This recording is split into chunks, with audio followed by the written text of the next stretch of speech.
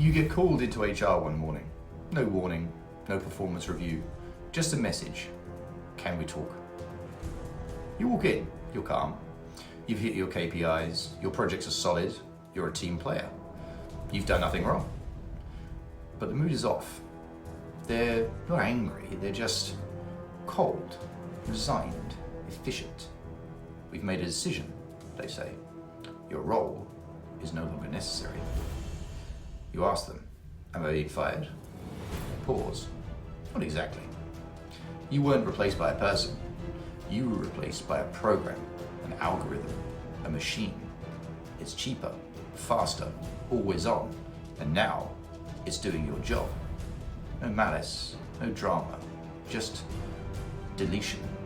And here's the thing, this isn't science fiction. It's already happening. So the question you need to ask is, are you next? And if you are, what can we do about it? Welcome to Map to the Future, AI Snapshot.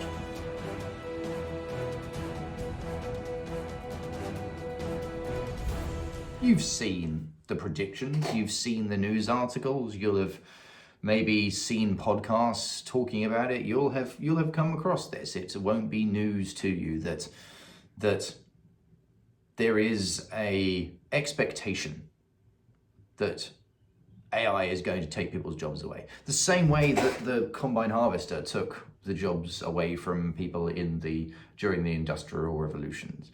The same way that the mill and the lathe took jobs away, because you can do more work with less people. And in every business, that means efficiency. And efficiency means higher profit margins. And so all businesses take the route of higher efficiency when it's optional, when they can take it, when it's available to them, they will. So what sort of jobs are going to be lost by the advent of AI? What is AI actually going to replace? Because it's not going to replace every single job. It will take a long time for that to happen, if indeed it ever can.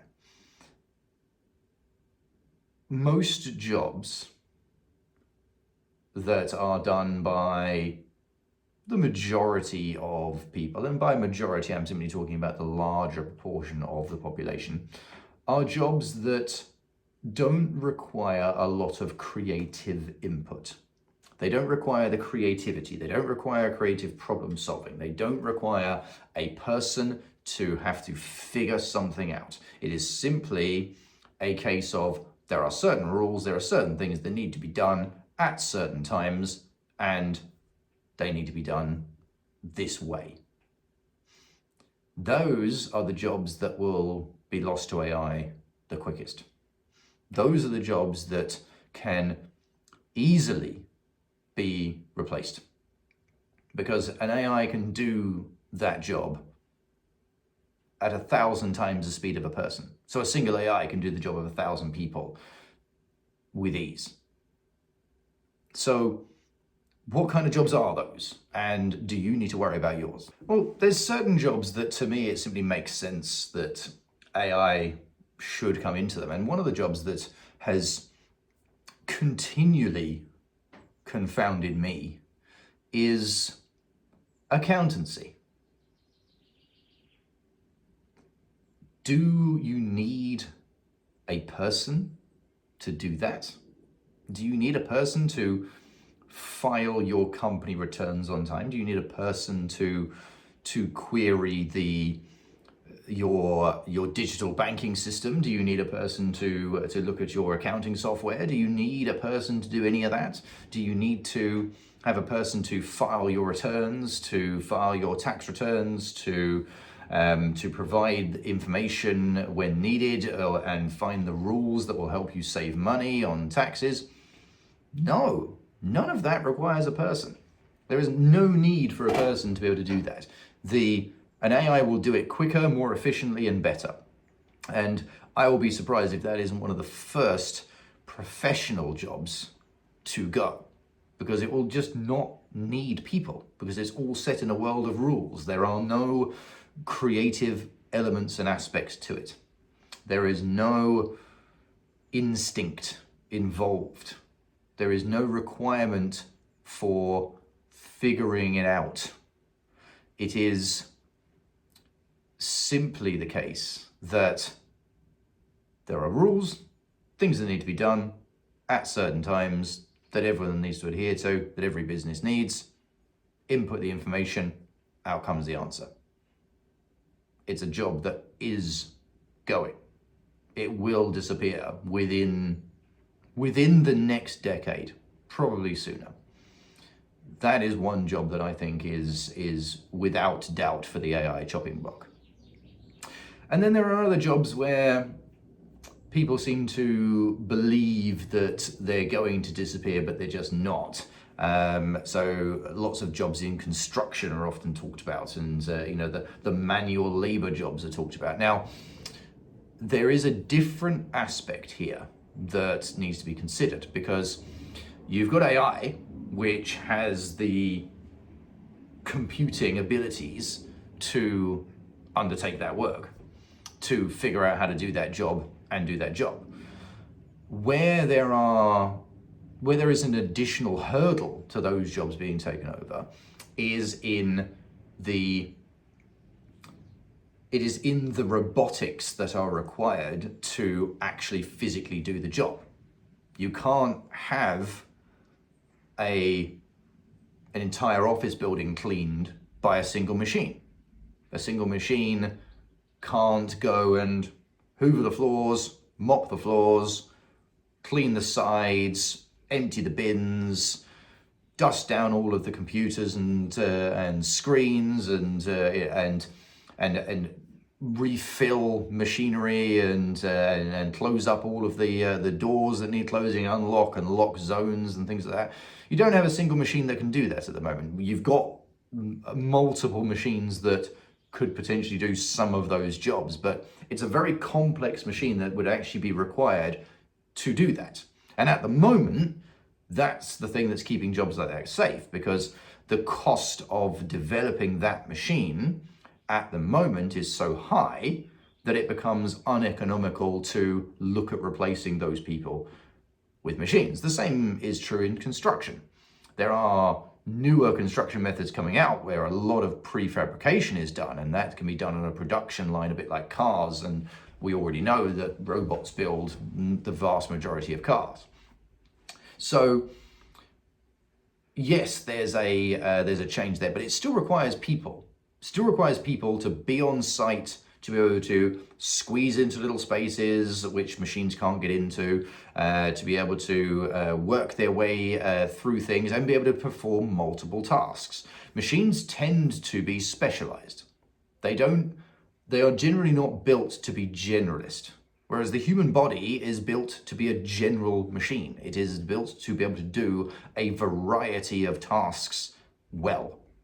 And so the real jobs that are under threat are the ones that don't require a machine, such as accountancy, as I mentioned, such as,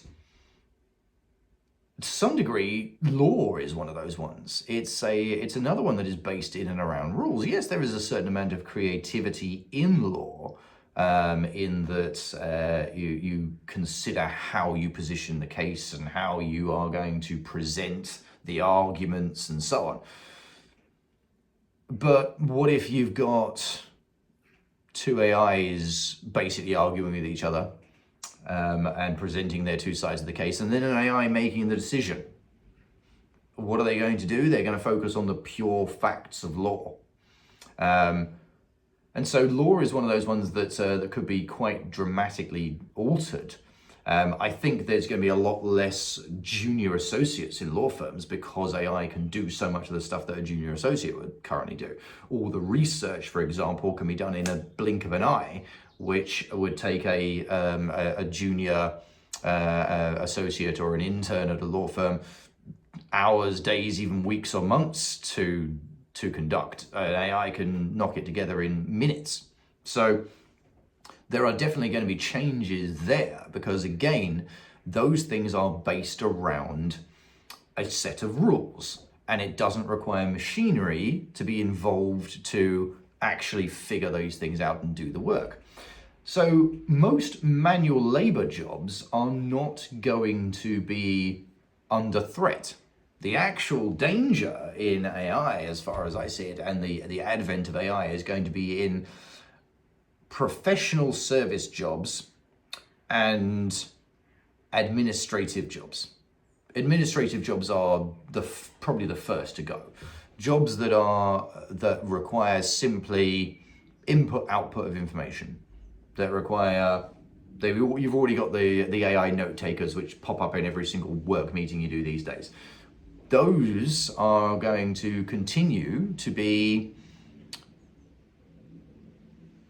able to be done by a machine quite quickly, because you'll have an AI note taker that takes the notes of your meeting, and then it goes and updates everything. It puts it all together, it updates your calendar, it sends information to the relevant people, it will input the information that it requires into your CRM system, and it can action tasks and raise invoices. All these things will be done by machines by AI in the not too distant future.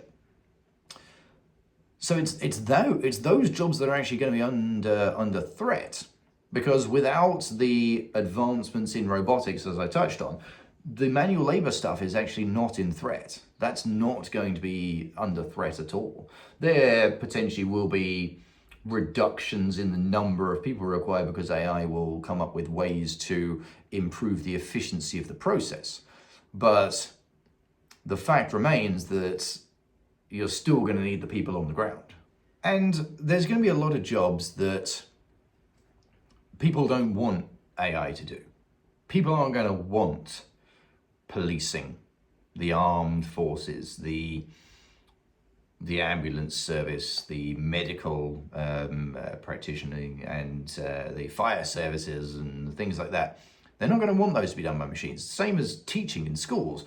People don't want machines to be doing those, even though some of them, the likelihood is they would be better in some instances than the people doing them. I mean, if you speak to many of the people in the UK who are police and learn about them and what they do and how they're operating, yeah, you would put a very strong argument together to say 100% that needs changing, and an AI would be a lot better than the way that it's currently dealt with, because at the moment the problem with that is that, again, you've got human input and you've got human bias, and so everyone who's worried about bias could be undone by AI. The problem with AI is that obviously its biases are set by its programmers. So it's a very true thing to remember that AI still is not making its own decisions. It is making decisions based on its programming. It is making decisions based upon the inputs that come into it, not on any form of what we as people would call intuition or experience. It's aggregating data and then making a decision based on the probability that data suggests. And in many situations, that is probably getting a better result out than if you let people simply sit there and go, I reckon we should do it this way. But yet, when you allow that to happen, when you remove that problem solving, when you take the ability to make mistakes away from people, I feel that fundamentally impacts human nature. Humanity is built by incremental improvement, by making a mistake, learning from it, trying again. That is the way that civilizations have been built. That is the way empires have been built. That is the way the aeroplane, the light bulb, the car, came into being through iterations of trying and refining and trying and refining. And we have yet to have the experience of an AI inventing something entirely new. Now, there's every chance that there's an AI somewhere that has done that, but it is not yet something that is widely known about, that's for certain. Because what the AI is doing, it is taking in the realities of the world, and then it is using the realities of the world to suggest optimizations to the realities of the world. It does not have imagination. So the people who work in jobs and in roles and in careers that require creativity, that require intuition, that require the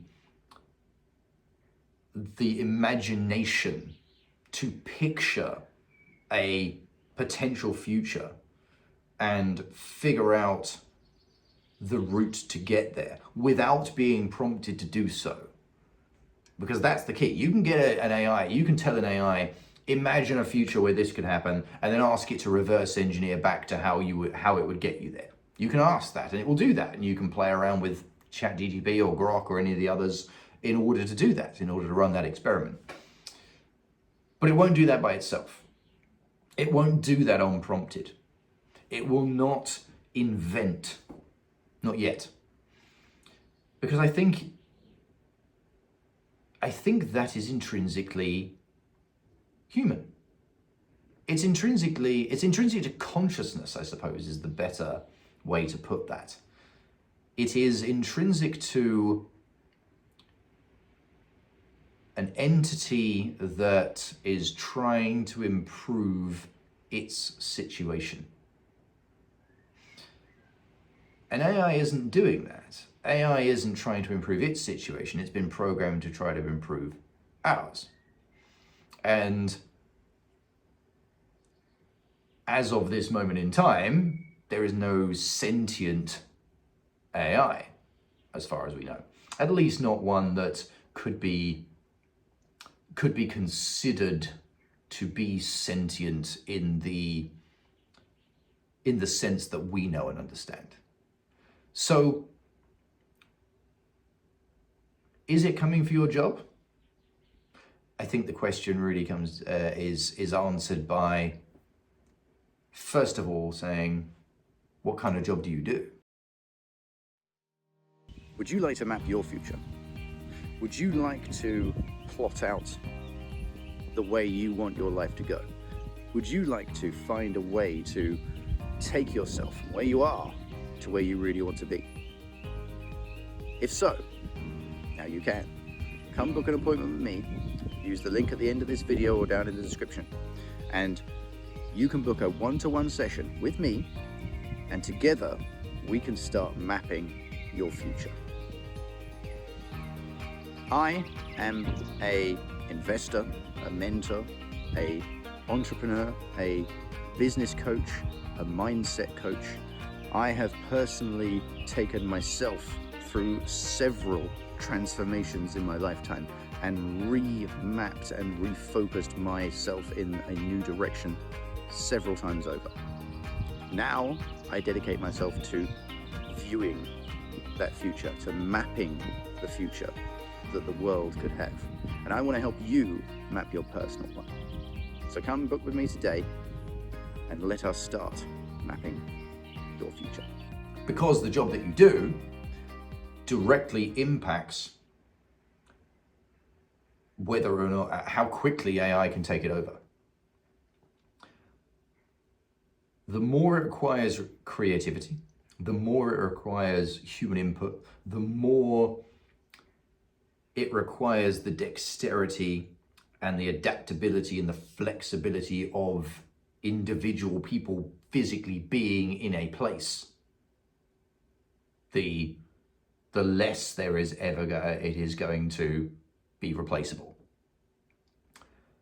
And there's another element I'd like to touch on here as well. As part of the work that I do with my business and the people that I work with, one of the things that we do a lot is bring people together. We get groups of people together, we meet, we sit down, we talk about ideas, we explore avenues, we present about potential futures, we give visions of what we're trying to achieve and where we're trying to go with things. These are the things that we do. And there is something about doing that again you can't get through AI, and you can't even get it through a Zoom meeting, because there is a shared energy that happens when you have people in the same place together. There is a shared vibrational frequency that people match to, and that allows them to explore things and bring their minds together in a way that is not possible through another method. AIs don't have that. AIs can bounce logically off of each other. The AIs have communicated with each other before. They have experimented with this, but the brainstorming that people can do when they're all together and all in the same place and all trying to figure out something is not possible to be replicated by machines as yet. And I don't think it will be for a long, long time. That is something that is biological. It is something that it is the remnants of a thing that humans seem to have lost to some degree. It is the remnants of our connection with what is often referred to as the collective consciousness, that some people would call God. And although, yes, I believe in God, I believe that, yes, the collective consciousness and God are probably related, in fact, are probably interconnected and could well be part of the same entity. But I think of them in different ways. I think that I have a different view of them. But the collective consciousness that people can tap into when they're together, when they are on the same wavelength, when they are thinking about the same thing, when they are aligned in their purpose, it is more powerful than any AI. It is more impactful than any machine. And it creates the future for us. And that is the way the future has always been built. It has always been created through that. So it is incredibly interesting a time to be in a particular career, a particular job. And yes, AI is coming for some jobs. It is. It depends what your job is that matters. And I think also that human element cannot be underplayed. It cannot be underestimated. People want to deal with people. I can only imagine, but having run the thought experiment a few times, it's deeply depressing. If you lived in a world where you interacted only with machines, where as a person you just interacted with machines all the time, you almost never saw another person except through some virtual reality or through a screen, the depression would be deep and rapid and incredibly impactful. And that is the reason I think that that AI will be slowed. The advance of the machines will be slowed by human nature, because it is human nature to want to talk to each other. You've only got to look at the way legacy media is dying because of their format, which is completely antithetical to the media that is growing. And the media that is growing is podcasts. It is people having conversations. It is people talking to each other. It is people having open discourse. That's the most rapidly growing social media that exists. That is the most rapidly growing form of media that exists, because that's actually what people are craving. They're not craving the news anchor who sits there and blandly reads them stories and tells them what they're supposed to think about them. That's not what they're interested in anymore. They are interested in human interaction. And actually, the further we lean into AI, and the further we go down the path of mechanization, the more that will become craved by the average person.